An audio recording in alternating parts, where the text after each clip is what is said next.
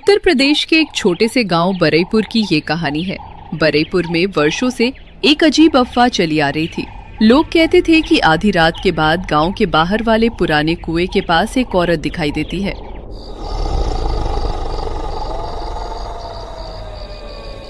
उसके सिर पर एक नहीं, दो नहीं, बल्कि 3 मिट्टी के मटके रखे होते हैं।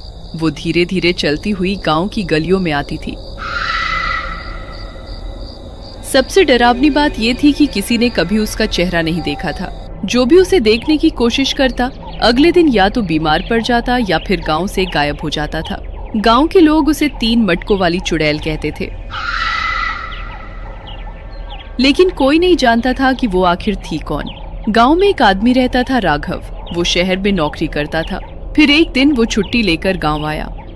रात को चौपाल पर बैठा था, जहां उसके कुछ दोस्त औरत गांव वाले बैठे हुए थे। राघव उसी चुड़ैल को लेकर मजाक उड़ा रहा था। राघव, तुम शहर में रहते हो इसलिए इन बातों पर हंसते हो, लेकिन हमने अपनी आंखों से उस औरत को देखा है। वो रात को बिल्कुल चुपचाप चलती है, उसके कदमों की आवाज तक नहीं आती। सिर पर 3 मटके रखे होते हैं और वो हमेशा उसी पुराने कुएं की तरफ जाती है। देखो महेश, मैं ये नहीं कह रहा कि तुम झूठ बोल रहे हो, लेकिन हर रहस्य के पीछे कोई न कोई वजह होती है। हो सकता है कोई औरत हो, कोई तस्कर हो, कोई धोखा हो। बिना जांच किए किसी को चुड़ैल मान लेना समझदारी नहीं है। बेटा, हमने जिंदगी में बहुत कुछ देखा है, लेकिन ऐसा कभी नहीं देखा। करीब 25 साल पहले भी एक औरत इसी तरह दिखाई देती थी, फिर अचानक गायब हो गई। अब पिछले 6 महीनों से वही साया फिर दिखाई देने लगा है। सबसे अजीब बात यह है कि वो कभी किसी से बात नहीं करती, लेकिन जिस रात वो दिखती है, उसी रात गांव के किसी न किसी घर से कुछ न कुछ गायब हो जाता है। कभी अनाज, कभी गहने, कभी पैसे। राघव का माथा सिकुड़ गया। उसे लगा कि मामला सिर्फ भूत प्रेत का नहीं है, कुछ और भी चल रहा है। अगली रात राघव ने जांच करने का फैसला किया। महेश, नरेश और गोपाल भी उसके साथ जाने को तैयार हो गए। चारों रात 11 बजे गांव के बाहर वाले पुराने कुएं के पास छिप गए।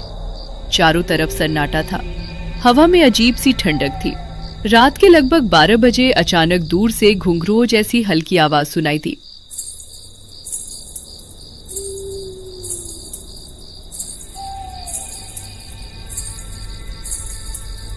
सभी चौकन्ने हो गए और फिर धुंध के बीच एक काली परछाई दिखाई दी। वो धीरे धीरे उनकी तरफ बढ़ रही थी।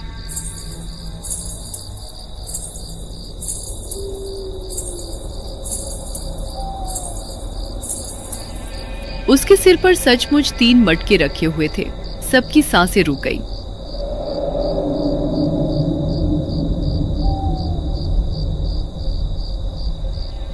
भगवान की कसम, यही है वो। मैंने इसी को देखा था। वो आकृति अब और करीब आ रही थी। उसने काला घूंघट ओढ़ रखा था, चेहरा पूरी तरह छिपा हुआ था। लेकिन सबसे अजीब बात ये थी कि तीनों मटके बिल्कुल स्थिर थे, जैसे किसी मूर्ति पर रखे हों। इतनी धीमी चाल में भी उनका हिलना तक नहीं हो रहा था। अचानक वो औरत कुएं के पास रुकी। उसने धीरे से पहला मटका जमीन पर रखा, फिर दूसरा, फिर तीसरा। इसके बाद उसने कुएं में झांक कर कुछ फुसफुसाया। आवाज इतनी धीमी थी कि कोई सुन नहीं पाया। फिर वो मुड़ी और अंधेरे में गायब हो गई। चारों दोस्त डरते डरते वहां पहुंचे। मटके अभी भी पड़े थे। राघव ने पहला मटका खोला। अंदर सिर्फ मिट्टी थी। दूसरे में सूखे पत्ते थे। लेकिन तीसरे मटके को खोलते ही सबके होश उड़ गए। अंदर कई पुराने चांदी के सिक्के और कुछ सोने के गहने थे। मैंने कहा था ना, ये इंसान का काम नहीं हो सकता। आखिर चुड़ैल गहने लेकर क्या करेगी? यही तो सवाल है। अगर वो चुड़ैल होती तो गहने क्यों इकट्ठा करती, और अगर इंसान है तो रात को ये नाटक क्यों करती है? उसने तय किया कि अगली रात फिर निगरानी करेंगे।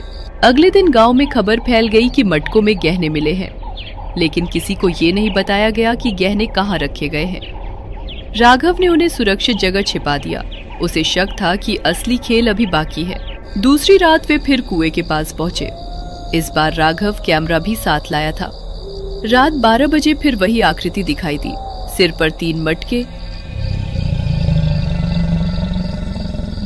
धीमी चाल, घूंघट, सन्नाटा। लेकिन इस बार राघव ने ध्यान से देखा और एक छोटी सी बात उसके दिमाग में बैठ गई। उस औरत की चाल बिल्कुल किसी बूढ़ी महिला जैसी नहीं थी। उसकी चाल मजबूत थी, जैसे कोई जवान आदमी भारी सामान लेकर चल रहा हो। औरत कुएं के पास पहुंची, लेकिन इस बार उसने अचानक कहा, जो भी मुझे देख रहा है वापस चला जाए, वरना अगली सुबह सूरज नहीं देख पाएगा। चारों के रोंगटे खड़े हो गए। आवाज किसी औरत की थी, लेकिन उसमें कुछ अजीब था, जैसे कोई जानबूझकर आवाज बदल रहा हो। राघव धीरे से उसके पीछे चल पड़ा। बाकी 3 दोस्त डर के मारे पीछे रह गए। औरत गांव के बाहर पुराने आम के बाग की तरफ बढ़ी। वो एक जर्जर हवेली के पीछे पहुंची, फिर अचानक गायब हो गई।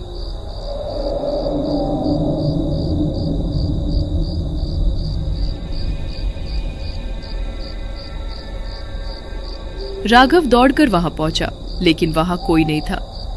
सिर्फ जमीन पर एक बड़ा पत्थर पड़ा था। उसने पत्थर हटाने की कोशिश की। पत्थर के नीचे लोहे का एक दरवाजा था। राघव की आंखें फैल गई। नीचे कोई गुप्त तहखाना था।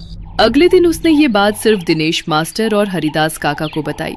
अगर तहखाना है तो मामला भूत का नहीं है, कोई न कोई अपराधी इसका इस्तेमाल कर रहा है। लेकिन सवाल ये है कि वो चुड़ैल का नाटक क्यों कर रहा है? क्योंकि डर सबसे बड़ा हथियार होता है। अगर लोग डर जाएं तो कोई जांच नहीं करता। उस रात 5 लोग तैयारी करके पहुंचे। उनके पास टॉर्च, कैमरा और मजबूत डंडे थे।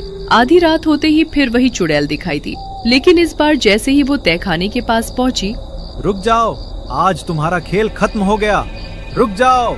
आकृति एक पल के लिए ठिठकी, फिर अचानक भागने लगी। सभी उसके पीछे दौड़े। कुछ देर की दौड़ के बाद महेश ने उसे पकड़ लिया।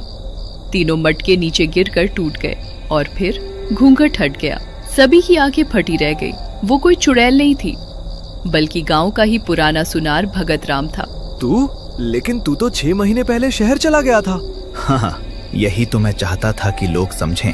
मैं गया नहीं था, मैं यहीं था, इस तहखाने में। सभी लोग स्तब्ध रह गए, लेकिन कहानी अभी खत्म नहीं हुई थी। राघव ने पूछा, गांव वालों के घरों से चोरी हुए सामान का क्या? वो सब मैंने चुराया था। चुड़ैल की अफवाह मैंने ही फैलाई। लोग डरते रहे और मैं आराम से चोरी करता रहा। लेकिन तभी हरिदास काका का चेहरा पीला पड़ गया। उन्होंने कांपती आवाज में पूछा, तो 25 साल पहले वाली औरत कौन थी? भगत राम का चेहरा अचानक बदल गया। उसकी आंखों में डर उतर आया। पहली बार वो सचमुच घबराया। वही तो वजह है कि मैंने ये सब शुरू किया। 25 साल पहले मेरी माँ इसी गांव में रहती थी। लोग उसे डायन समझते थे, क्योंकि वो रात को सिर पर 3 मटके रखकर दूसरे गांव पानी बेचने जाती थी। एक रात कुछ लोगों ने उसे चुड़ैल समझकर मार डाला। मरने से पहले उसने कहा था कि एक दिन सच सामने आएगा। जब मैं बड़ा हुआ तो मुझे ये बात पता चली। मैं बदला लेना चाहता था। मैंने चुड़ैल की कहानी को फिर जिंदा किया, ताकि गांव वाले डरें और समझें कि अफवाहें कितनी खतरनाक होती हैं। लेकिन धीरे धीरे लालच बढ़ गया। मैंने चोरी शुरू कर दी। सभी लोग चुप थे। ऐसा लग रहा था कि रहस्य खत्म हो गया। लेकिन तभी तहखाने के अंदर से अचानक किसी औरत की आवाज आई, भगत राम, भगत राम। आवाज बिल्कुल साफ थी। भगत राम, अब चलने का समय आ गया है। भगत राम का चेहरा सफेद पड़ गया। नहीं नहीं, ये नहीं हो सकता। तहखाने के अंदर से ठंडी हवा का तेज झोंका निकला और फिर सभी ने देखा तहखाने के अंधेरे में एक धुंधली आकृति खड़ी थी, सिर पर 3 मटके। इस बार वो भगत राम नहीं था। सभी के सामने खड़ी आकृति धीरे धीरे आगे बढ़ी। भगत राम डर के मारे चीख पड़ा, नहीं, ये नहीं हो सकता, नहीं। अगले ही पल तेज हवा चली। कुछ सेकंड बाद जब रोशनी वापस आई तो वो आकृति गायब थी, लेकिन भगत राम जमीन पर बेहोश पड़ा था। उसे अस्पताल ले जाया गया। होश आने पर उसने सारी चोरी कबूल कर ली। गांव वालों का सामान वापस मिल गया। उसे जेल हो गई। लेकिन आज तक कोई नहीं जान पाया कि उस रात तहखाने में दिखाई देने वाली आकृति कौन थी। क्या वो सचमुच भगत राम की माँ की आत्मा थी?